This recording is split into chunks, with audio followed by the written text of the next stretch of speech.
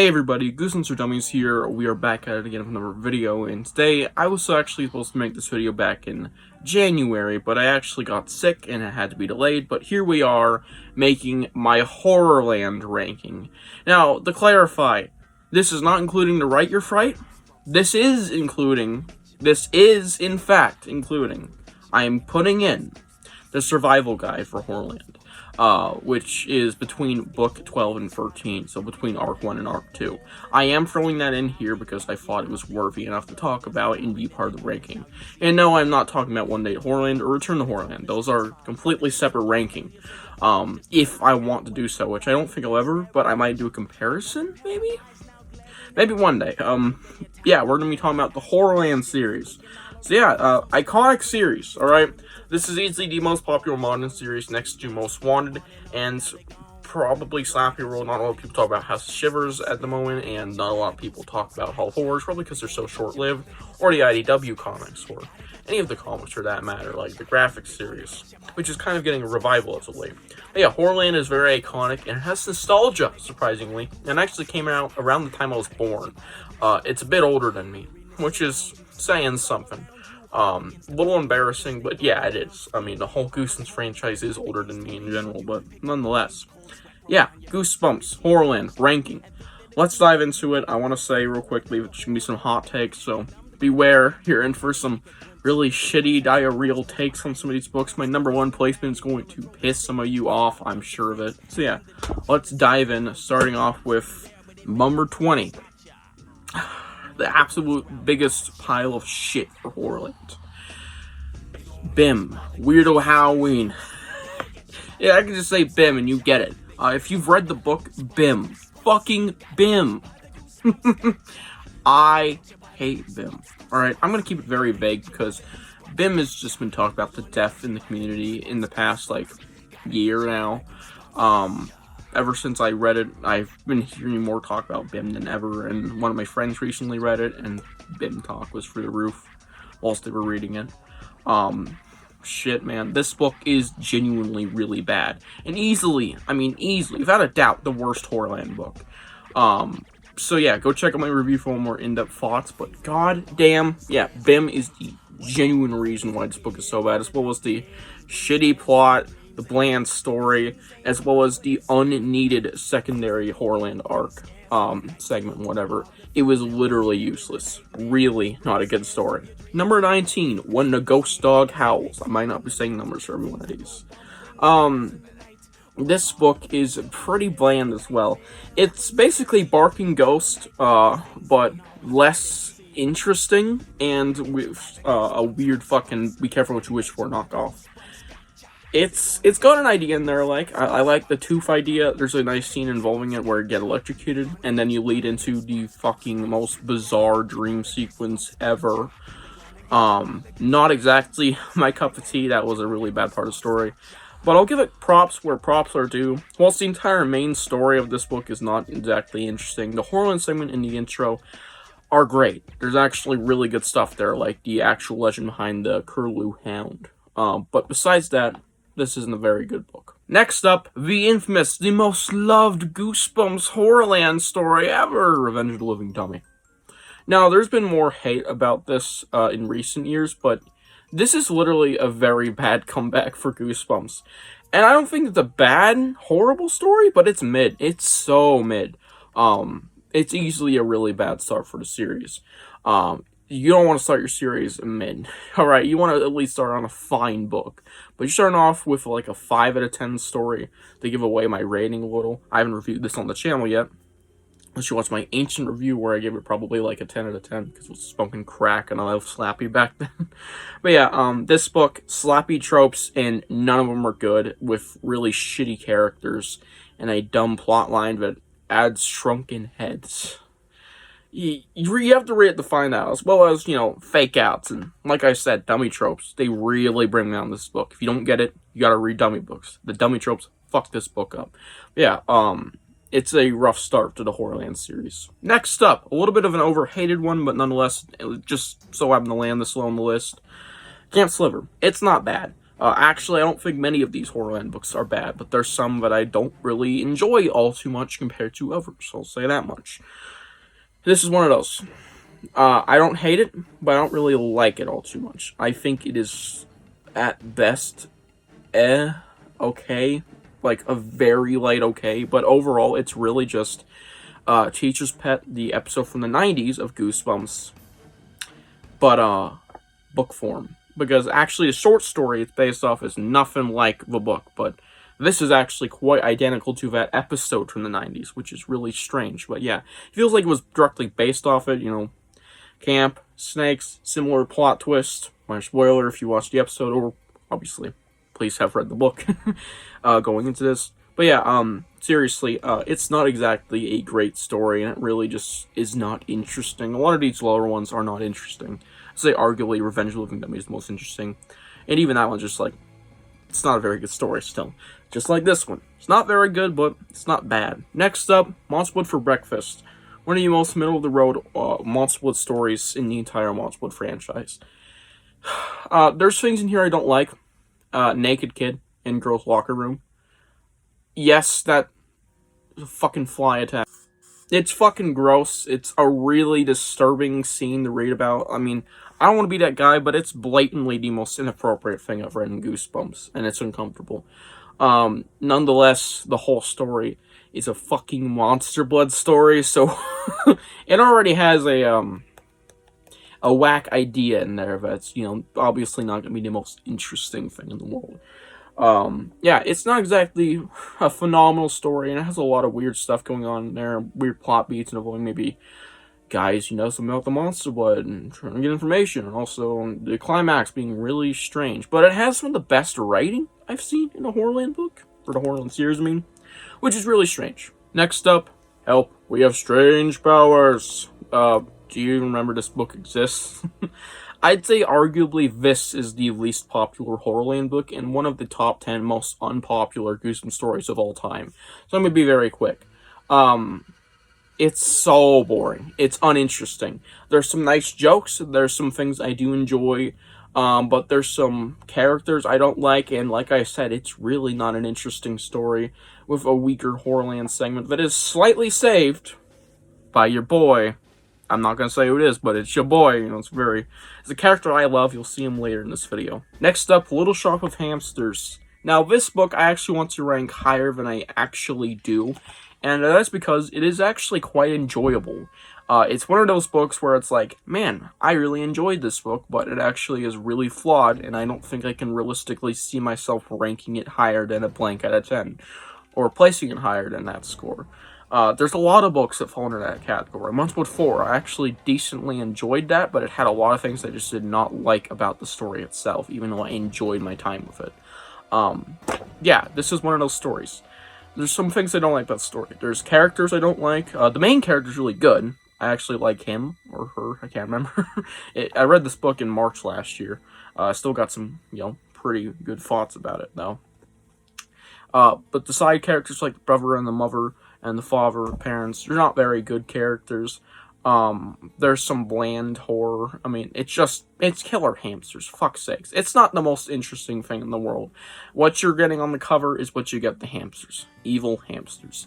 And there's a weird twist film reveal that I wasn't all for, but I did quite enjoy my time with the book, like I said, and the main character's quite good, and I think there's some decent things to take away from this book. Alright, there's good stuff here, but nonetheless, it's not, you know, gonna rank higher than it does, sadly. Next up, Slappy New Year. What can I say? It's a Slappy book. We got both Slappy books out of the way now. It's better than Revenge of the Living Dummy. That actually a decent few points, but it's literally a Slappy story. Like, if I had to say anything about it, it's a Slappy story guide to make a Slappy story. It's literally a step-by-step guide to make a Slappy story in itself. It's bland. It has one unique thing, and that is the setting and the time frame, which is the holiday season, New Year's and Christmas, which it does touch both of those, thank the Lord, which is really cool. It has some decent scenes, but it's dragged down by horrible characters and the tropes, so yeah. Next up, this is a huge hot take to be in the middle of this ranking, or towards the middle. Scream with the Haunted Mask. Pissing some of you off today. I think it's overrated as hell. It's not amazing. It's actually not even an 8 out of 10. It's a 7.5-ish out of 10. But it's not amazing in my eyes. I mean, I made a review about it a while back, and my thoughts on it probably haven't changed much, but I will probably go back and reread this one within the next year or two. But really, it's just another Haunted Mask story. I think the way it retcons a Haunted Mask 2 is really strange. Well, you can see that Creeping on Deep, and even that one's really good. But the story itself is just fine. There's nothing outstanding about it, though I do like the way we get involved with the Haunted Mask, and the way we use the symbol of love in this one. It's an interesting turn of events, as well as the climax with this ghost villain. Really cool, but, you know, it's not amazing in my eyes, or even really good. It's decent. Next up, Who's Your Mummy? Which has actually been kind of getting a renaissance as of late, thanks to Goosebumps Completionist. He said this one's really good, and a lot of people have been going, yep, this one's really good, guys. It is, for the most part. This is the first 8 out of 10 on this list, so we're getting into the actually decent HorrorLand books that I genuinely recommend now, for everybody. Who's Your Mummy? It's got some gore. I said it. It's got the disturbing imagery, but it also has a weak villain with a weird motive. I don't want to say it, but it involves hair. Just why? As well as really dumb stuff going on, but nonetheless, it's a good story overall. Next up, Wizard of Oz. If you're not into comics, you probably won't like this one too much, but I still found it decently enjoyable. It's not Attack the Mutants or Comic Shop of Horrors level, but it's getting there. It's actually quite close to Comic Shop of Horrors, which I have read. We'll be reviewing it soon. Ooh, little hint. But this book, you know, it's fine. It's decent. It's really good. I like some scenes. I like the battle sequence toward the end. But overall, the story kind of meanders a lot, and it feels like it could get the plot moving a little bit quicker. But nonetheless, it's really good. Next up, The Horror at Chiller House. This is the actual finale to HorrorLand, or the series. The Horror at Chiller House. This book, mainly, I love it for Jonathan Chiller himself. He's such a complicated and interesting villain to me, and I really want to make a video just deep diving him. Maybe I will someday, ooh, maybe. But seriously, Jonathan Chiller, he's complicated and he has a weird personality. And I really like the idea of, minor spoiler, but he's playing multiple characters in the story, which is super cool, but also brings up plot holes, which is an issue. But yeah, nonetheless, this is a really good story, and whilst it kind of meanders, and, you know, towards the middle of the story, it's not exactly the most interesting book. I like what it was going for, and at the end of the day, I actually had a really good time with the story. So yeah, Horror at Chiller House. Quite good. Next up, Say Cheese and Die Screaming. Now, there's some people who say this one's not very good. There's some people who say this one's the shit. And I'm kind of a little bit in the middle. I still think it's really good. But it has some stuff here towards the end that I'm not a big fan of. And, you know, there's the typical trope of fake outs. This is actually an I Living Dummy story with a fucking camera. I'm not even kidding. And rivalry. So yeah, this is an I Living Dummy with a camera, but also a lot of very violent imagery, like something involving bleachers. That's easily the scariest part of this book. I mean, that's fucked up, man. But yeah, really nice. Next up, Dr. Maniac. I said I'd bring him up later, and here he is. It's your boy. He was in another book that I mentioned earlier. I'm gonna be honest, this book has issues, but I'm about to glaze the shit out of it. Dr. Maniac. I fucking love the dude. Alright, he is easily one of my favorite villains just because of his wacky personality. Not to mention his audiobook counterpart, his voice actor, and everything. It's good food, let me tell you. Yeah, this shit is really, really fun to read. And whilst there is some shit in here that I don't really like all too much, like the fake outs and recontextualizing, if you know what I'm referring to. Baller. It's a baller story. I really like this one. Even with its issues, it's still a very fun time, but I can kind of get past those issues a bit more than the other stories. And it actually is a really good HorrorLand segment, but it actually has another one of ya boys, Slappy. So yeah, a very vague appearance, but Yeah, really cool. Next up, another one of the least popular HorrorLand stories, Head You Lose. This one I can never find. I actually just brought this up in a video. Actually, last video, I think. Head You Lose is, it's a fucking book that exists. But I actually really like it. Head You Lose has a medieval vibe, and it's clearly trying to, rail on Terror Tower. I actually believe this was released alongside the Terror Tower reprint, so that's actually pretty much confirming that. But nonetheless, Head You Lose, it's really interesting. There's a whole awesome plotline about finding a head, as well as a very interesting concept, and as well as a very fun story about running around a medieval city, with a great turn of events and a great twist. Really good story. Next up, Escape from HorrorLand. Weirdly shocked it got this high, but Escape from HorrorLand, this is actually the final story before we get to 10 out of 10s.